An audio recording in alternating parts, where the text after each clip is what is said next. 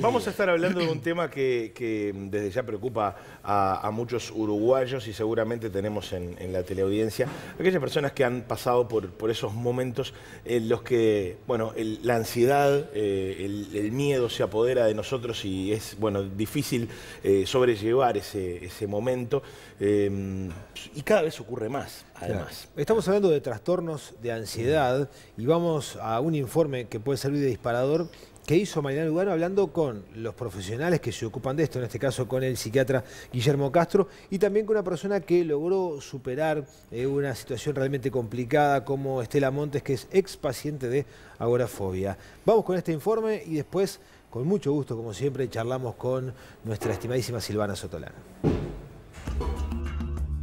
Le llaman el mal del siglo porque cada vez son más frecuentes las consultas por trastornos de ansiedad en el mundo. Y su manifestación física más evidente son los ataques o crisis de pánico. Periodos en los que el individuo sufre de una manera súbita un intenso miedo o temor a morir con una duración variable, de minutos a horas. Las cifras son contundentes. De cada 10 adultos, entre 1 y 2 tendrá una crisis de pánico en algún momento de su vida. Los autores franceses le dicen el rayo que irrumpe en la noche serena. Una persona va caminando tranquilamente por la calle, o va en el ómnibus, o va conduciendo su automóvil, o lo que fuese, y de repente, en forma repentina, siente palpitaciones intensas, falta de aire, mareos, sensación de que se va a desmayar, sensación inminente de muerte, sensación de que tiene que salir huyendo del lugar donde está, el temor a que esto se vuelva a repetir una vez más, y generalmente los trastornos por pánico duran entre 20 a 30 minutos. Lo primero que sentía era como que la cabeza me iba a marear, palpitaciones, sentía también hormigueo, que me iba a morir. Yo sentía que me iba a morir. Me tenía que acostar en el piso porque yo ahí sentía como que me iba a morir, y el estar en el piso me daba como más seguridad. El pánico tiene la característica que, a diferencia de las fobias, no se presenta frente a algo determinado, sino que aparece espontáneamente. Es decir, y hay personas que tienen mayor predisposición, o sea, por aumento o acumulación de estrés. Se sabe que la marihuana es un famoso productor de pánico, especialmente en gente joven. Es decir, hay varios factores que desarrollan el trastorno por pánico. Esto surge a raíz de que yo pierdo un bebé en el momento del parto por mala praxis, habiendo tenido un embarazo totalmente normal, sin ninguna explicación para conmigo ni para con mi marido, lo que te resulta mucho más traumático todavía. Y bueno, entonces me decían, no, tú estás con un duelo no vivido, que esto, que lo otro, que ya se te va a pasar, bueno, está. Y el pánico se complica, si no es tratado al correr del tiempo, con lo que se llama la agorafobia. La persona tiene miedo de salir a la calle, porque si le llega a venir un ataque de pánico y llega a caer muerto en la calle, ¿quién lo va a ayudar? ¿Quién lo va a auxiliar para poder ir a un hospital, etcétera, etcétera? Cada vez fue con más asiduidad, cada vez más frecuente pasaba. Y luego empecé a no querer salir, porque ¿qué pasa? Eso es lo que se llama ansiedad antisocial. Me pasaba. Entonces, trataba de no salir para que no me sucediera. O si salía, establecía mis rutas, ¿no? Bueno, tengo que ir a tal lado. Entonces, para estar pertrechada por si me pasa algo. Salgo de acá, en el auto, paso por la casa de mi prima, si me siento mal, bajo. Después paso por la emergencia móvil, después por lo de mi hermano, después por lo de mi prima, y así llego a destino. Y a la vuelta lo mismo. Todo así. Todo tan maquinado que es como que no tenés vida, ¿no? La mayoría de la gente que tiene pánico concurre a los hospitales, a las emergencias.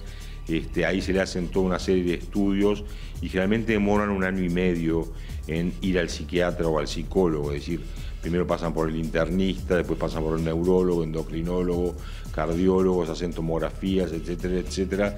Y cuando se descarta todo, se determina que es un mal psiquiátrico lo que tiene.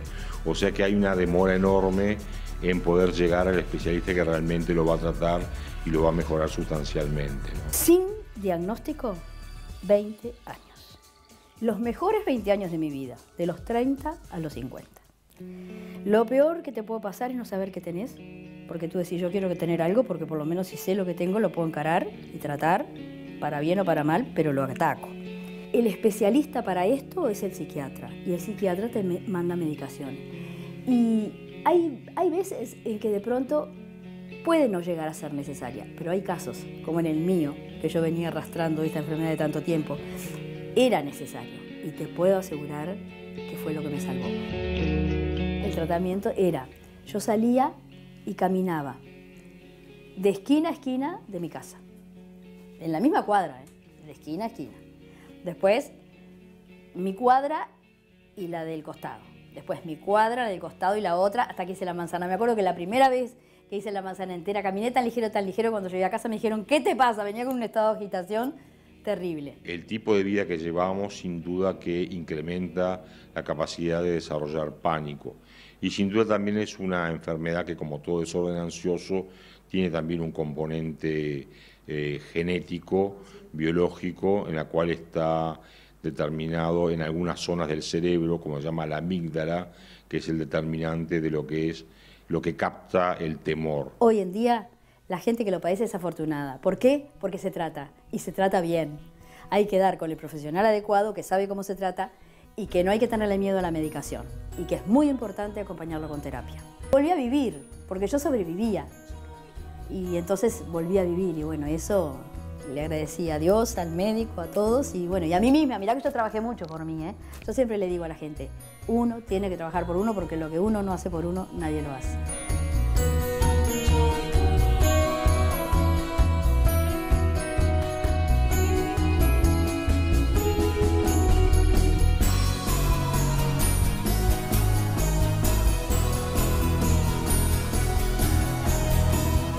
Bueno, menos mal que logró salir el muchacho porque tenía una linda propiedad. Sí. Por lo que estamos. No, muy bueno el informe desde ya mucho de Marianela. Además, Y sí, y el saludo a Estela, gracias por brindar y abrirse con nosotros para brindar ese testimonio de algo que no es sencillo, porque también hay mucho prurito a la hora de hablarlo y de tratarlo francamente, sobre todo porque, bueno, no es la típica reacción de ¿qué te duele?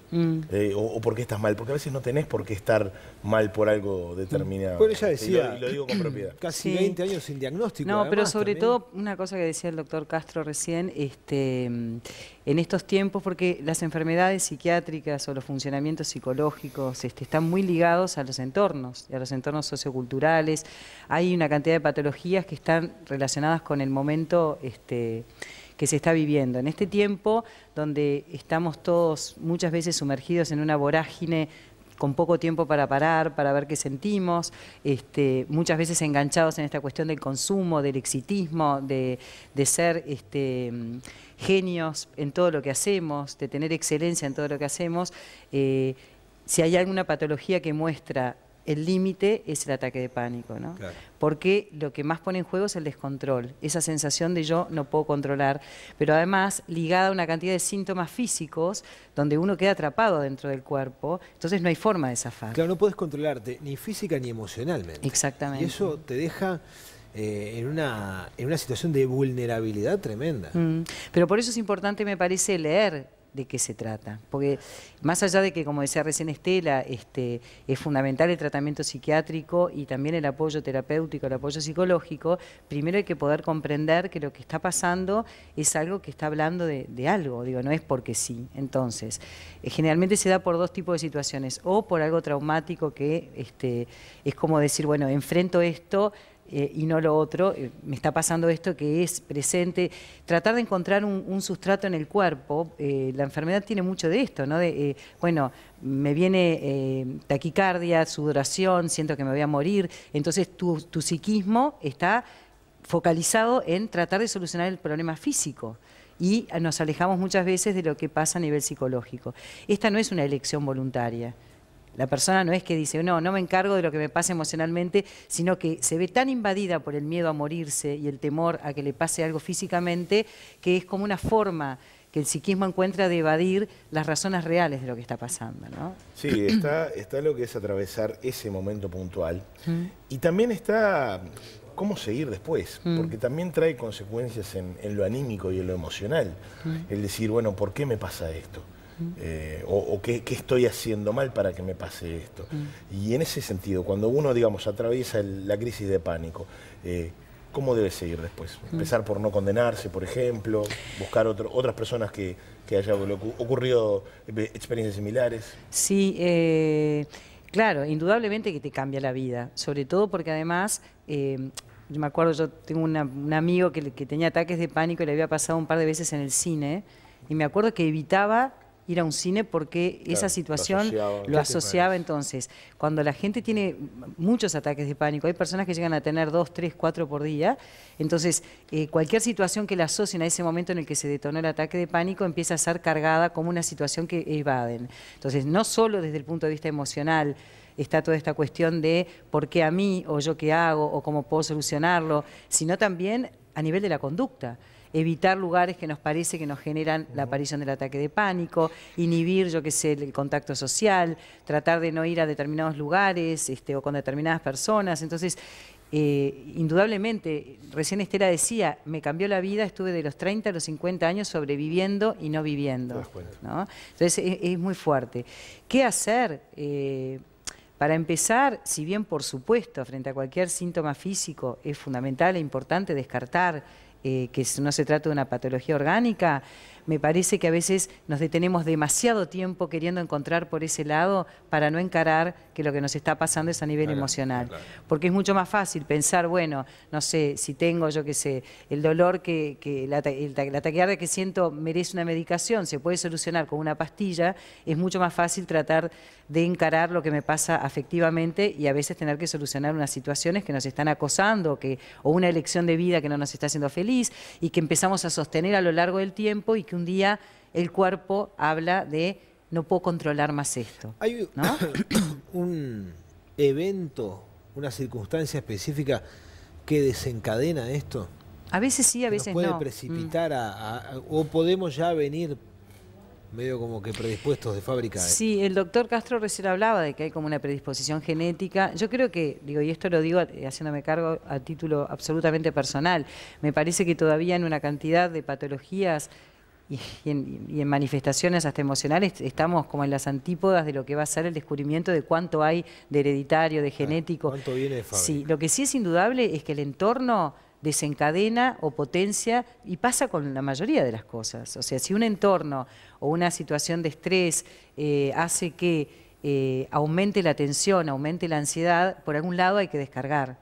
Entonces, de ahí viene esa sensación de descontrol. Y una cosa importante que es, los que han atravesado, ¿no? Ataques de pánico o inicios de ataque de pánico, esa cuestión como de extrañeza. Estoy en el cuerpo, pero siento un desasosiego que no me aguanto ni yo mismo y tengo que escapar hacia algún lado, ¿no? Esa sensación que no fue tan descrita en este momento en la nota, me parece que es algo que genera un terror espantoso, porque sentís que no sos tú en ese momento, pero que no podés salir, porque no es, como decía el doctor recién, tengo una fobia, entonces bueno, evito, no sé, tengo fobia a las arañas, evito cualquier ambiente donde pueda haber arañas. Acá como tenés que evitar a ti mismo. Claro, Sí.